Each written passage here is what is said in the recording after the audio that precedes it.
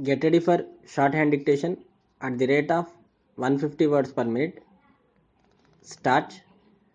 Mr. Chairman, sir, I oppose this bill on two grounds. Apart from the merits of the bill before the House, I am against any new taxation being imposed by this state. I have already advanced my reasons during the discussion of the budget in this House. My point is that before the government come forward with a proposal for any new additional taxation to be imposed upon the citizens of this state, they have to discharge a primary and essential duty which they have failed to discharge for the last so many years.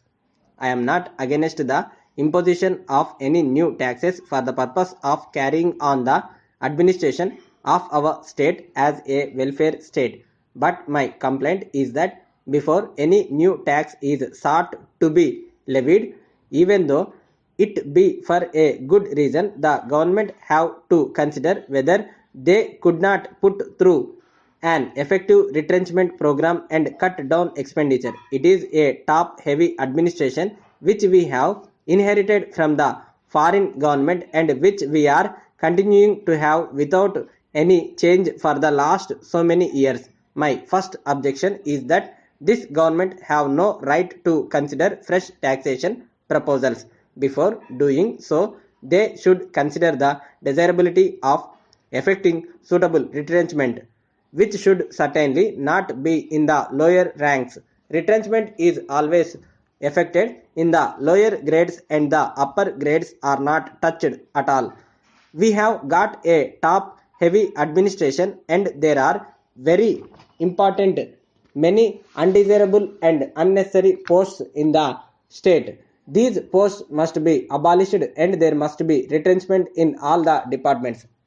Has there been any retrenchment worth mentioning? The administration is being carried on in the same old manner and the same officials are there. Although here and there a few changes have been made. As a member of the legislature, I have been pressing for the abolition of the Board of Revenue. It is an unnecessary body and is nothing but the fifth wheel in the coach.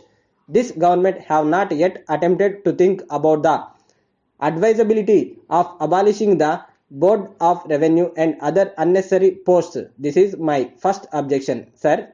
There seems to be no end to the enhancement of taxation by the government. Prior to the introduction of the sales tax, we had the land tax as our Kamadenu. But after the appearance of the sales tax, this Kamadenu of land tax began to kick and it also got famished. There were land disputes between the landlords and tenants and the tendency of the government has rightly been to support the tenant.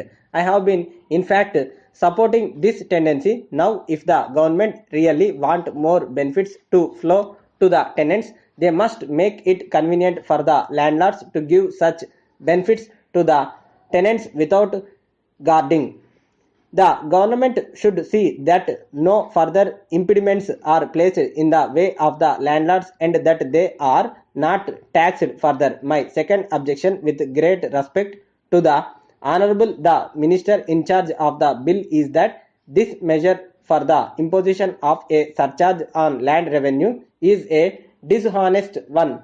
I am compelled to use this adjective. The principle underlying this bill is no doubt a good one, namely that the government are asking those who are in a better position to make a contribution to the revenues of the government. I also concede that there must not be a uniform rate of taxation on land for all classes of people. The present land revenue policy is defective in this respect. That is, a person who owns 5 acres of land and a person owing 1,000 or 2,000 acres of land are assessed to land revenue at the same time. There is no difference in the rate.